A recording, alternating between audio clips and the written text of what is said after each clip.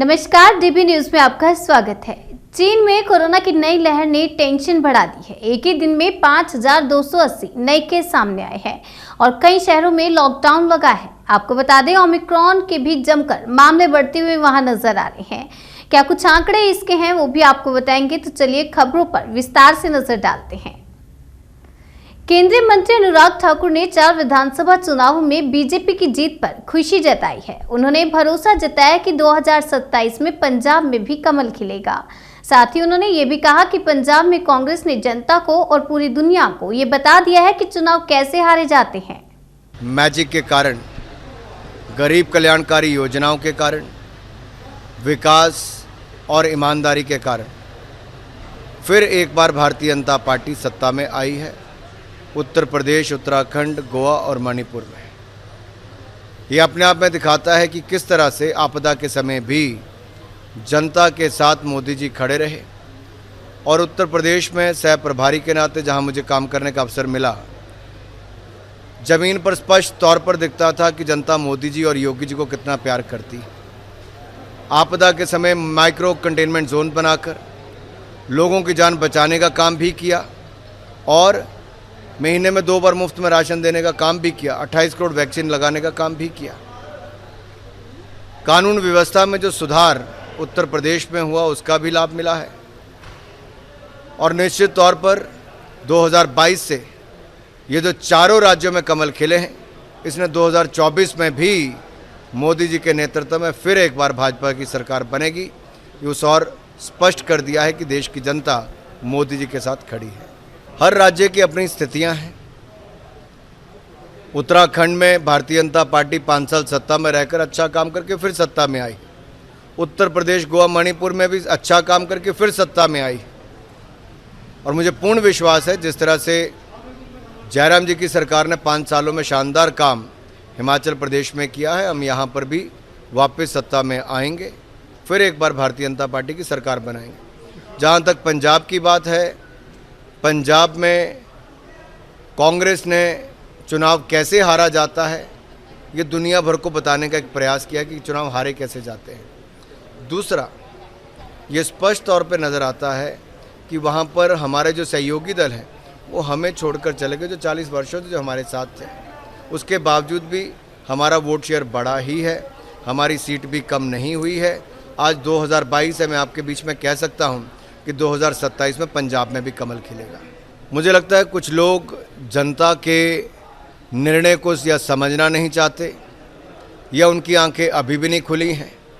जनता ने स्पष्ट तौर पर कह दिया है कि अब कांग्रेस को वापस नहीं आने देंगे और शायद कांग्रेस भी इससे सीखने के लिए कहीं तैयार नहीं है कि जनता अब उनको नकार चुकी है। पर्यवेक्षक बनाए गए हैं, चारों राज्यों में वरिष्ठ नेताओं को भेजा जा रहा है ताकि वहाँ पर विधायक दल से बातचीत करके फीडबैक लेके राष्ट्रीय नेतृत्व को बताएं और उसके बाद फिर वो निर्णय होता है। एक प्रक्रिया है भारतीय जनता पार्टी में कि चुने हुए एमएलए से उनकी राय लेकर पार्लियामेंट्री बोर्ड में आकर उसकी चर्चा होती है, फिर निर्णय किए जाते हैं।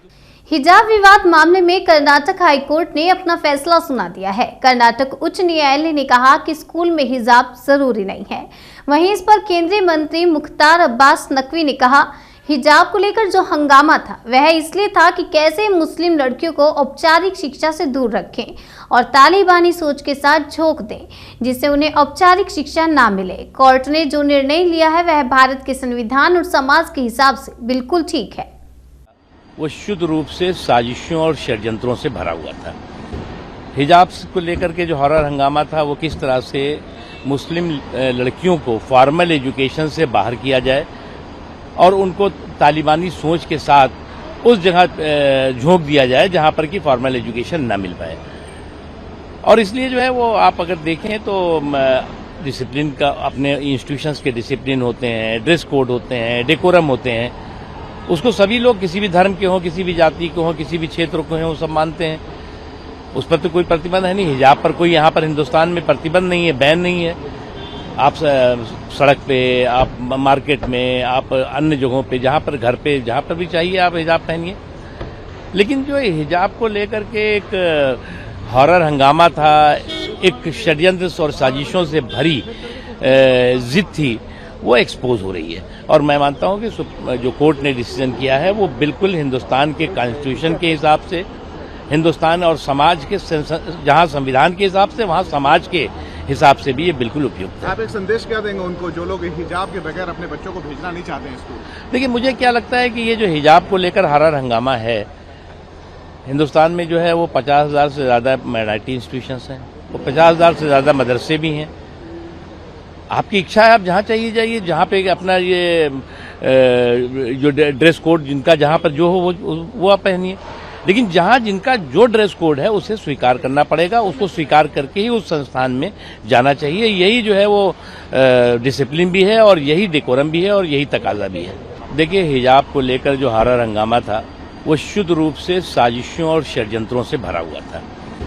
हिजाब को लेकर के जो हरा हंगामा था वो किस तरह से मुस्लिम लड़कियों को फॉर्मल एजुकेशन से बाहर किया जाए और उनको तालिबानी सोच के साथ उस जगह झोंक दिया जाए जहां पर कि फॉर्मल एजुकेशन ना मिल पाए। और इसलिए जो है वो आप अगर देखें तो डिसिप्लिन का, अपने इंस्टीट्यूशंस के डिसिप्लिन होते हैं, ड्रेस कोड होते हैं, डेकोरम होते हैं, उसको सभी लोग किसी भी धर्म के हों, किसी भी जाति के हों, किसी भी क्षेत्र के हों, सब मानते हैं। उस पर तो कोई प्रतिबंध है नहीं। हिजाब पर कोई यहाँ पर हिंदुस्तान में प्रतिबंध नहीं है, बैन नहीं है। आप सड़क पे, आप मार्केट में, आप अन्य जगहों पे, जहाँ पर घर पे, जहाँ पर भी चाहिए आप हिजाब पहनिए। लेकिन जो हिजाब को लेकर के एक हॉरर हंगामा था, एक षड्यंत्र और साजिशों से भरी जिद थी, वो एक्सपोज हो रही है। और मैं मानता हूं कि जो कोर्ट ने डिसीजन किया है वो बिल्कुल हिंदुस्तान के कॉन्स्टिट्यूशन के हिसाब से, हिंदुस्तान और समाज के, जहां संविधान के हिसाब से वहां समाज के हिसाब से भी ये बिल्कुल उपयुक्त है। आप एक संदेश क्या देंगे उनको जो लोग हिजाब के बगैर अपने बच्चों को भेजना नहीं चाहते हैं स्कूल? देखिए, मुझे क्या लगता है कि ये जो हिजाब को लेकर हरा हंगामा है, हिंदुस्तान में जो है वो 50,000 से ज़्यादा माइनॉरिटी इंस्टीट्यूशंस हैं, वो 50,000 से ज़्यादा मदरसे भी हैं। आपकी इच्छा है, आप जहाँ चाहिए जाइए, जहाँ पे अपना ये जो ड्रेस कोड जिनका जहाँ पर जो हो वो आप पहनिए। लेकिन जहाँ जिनका जो ड्रेस कोड है उसे स्वीकार करना पड़ेगा, उसको स्वीकार करके ही उस संस्थान में जाना चाहिए। यही जो है वो डिसिप्लिन भी है और यही डेकोरम भी है और यही तकाजा भी है। प्रधानमंत्री नरेंद्र मोदी ने मंगलवार को हाल ही में रिलीज हुई फिल्म द कश्मीर फाइल्स की तारीफ की है। उन्होंने कहा कि ऐसी फिल्में कई बार बनाई जानी चाहिए। बीजेपी संसदीय दल की बैठक को संबोधित करते हुए पीएम नरेंद्र मोदी ने कहा कि फिल्म में वह सच दिखाया गया है जिसे कई सालों तक दबाया गया। बीजेपी संसदीय दल की बैठक में पीएम मोदी ने फिल्म कश्मीर फाइल्स का जिक्र करते हुए इसके विरोधियों पर जमकर निशाना साधा। पीएम मोदी ने कहा कि अगर किसी ने उस समय हिम्मत के साथ काम करके महात्मा गांधी के जीवन पर फिल्म बनाई होती और दुनिया के सामने रखी होती तो हम मैसेजिंग कर पाते। पहली बार एक विदेशी ने गांधी फिल्म बनाई और उसे जब ऑस्कर मिला तब जाकर दुनिया को पता चला कि महात्मा गांधी कितने महान व्यक्ति थे।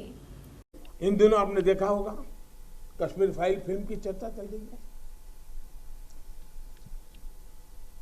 और जो लोग हमेशा फ्रीडम ऑफ एक्सप्रेशन के झंडे लेकर के घूमते हैं वो पूरी जमात बौखला गई है पिछले 5-6 दिन से। और ये फिल्म का तथ्यों के आधार पर, आर्ट के आधार पर उसकी विवेचना करने के बजाय उसको डिस्क्रेडिट करने के लिए बड़ा मुहिम चला है। आपने देखा होगा एक पूरी इकोसिस्टम कोई सत्य उजागर करने का साहस करे, उसको जो सत्य लगा उसने प्रस्तुत करने की कोशिश की, लेकिन उस सत्य को न समझने की तैयारी, न स्वीकारने की तैयारी है, न ही दुनिया इसको देखे इसके लिए उनकी मंजूरी है। जिस प्रकार का षड्यंत्र पिछले 5-6 दिन से चल रहा है। मेरा विषय कोई फिल्म नहीं है, मेरा विषय है कि जो सत्य है उसको सही स्वरूप में देश के सामने लाना देश की भलाई के लिए होता है। उसके कुछ कई पहलू हो सकते हैं, किसी को एक चीज नजर आती है, किसी को दूसरी नजर आएगी। जिनको लगता है कि ये फिल्म ठीक नहीं होगा अपनी दूसरी फिल्म बनाए, कौन मना करता है। लेकिन उनको हैरानी हो रही है कि जिस सत्य को इतने सालों तक दबा करके रखा उसको तथ्यों के आधार पर जब बाहर लाया जा रहा है और कोई मेहनत करके ला रहा है तो उसको पूरी इकोसिस्टम लग गई है, पूरी इकोसिस्टम लग गई है। और ऐसे समय जो सत्य के लिए जीने वाले लोग हैं, उन्होंने सत्य के खातिर खड़े होना उनकी जिम्मेवारी होती है। रक्षा मंत्री राजनाथ सिंह ने 9 मार्च 2022 को अनजाने में हुई मिसाइल फायरिंग के संबंध में संसद के दोनों सदनों में जानकारी दी। उन्होंने कहा कि नियमित रखरखाव और निरीक्षण के दौरान लगभग 7 बजे गलती से एक मिसाइल को छोड़ दिया गया था। भारत अपनी सशस्त्र प्रणाली की सुरक्षा और संरक्षा को सर्वोच्च प्राथमिकता देता है। क्या कुछ जानकारी यहाँ पर दी गई है रक्षा मंत्री द्वारा, आइए आपको सुनाते हैं। मिसाइल यूनिट के रूटीन मेंटेनेंस और इंस्ट्रक्शन के दौरान शाम को लगभग 7 बजे दुर्घटनावश एक मिसाइल रिलीज हो गई। बाद में ज्ञात हुआ कि यह मिसाइल पाकिस्तान के क्षेत्र में जाकर गिरी। यह घटना खेदजनक है, परंतु यह राहत की बात है कि इस दुर्घटना से किसी भी प्रकार का कोई नुकसान नहीं हुआ है। सभापति महोदय, मैं सदन को सूचित करना चाहता हूं कि सरकार ने इस घटना को बहुत ही गंभीरतापूर्वक लिया है और इसके लिए एक औपचारिक उच्च स्तरीय जांच के आदेश भी दे दिए गए हैं।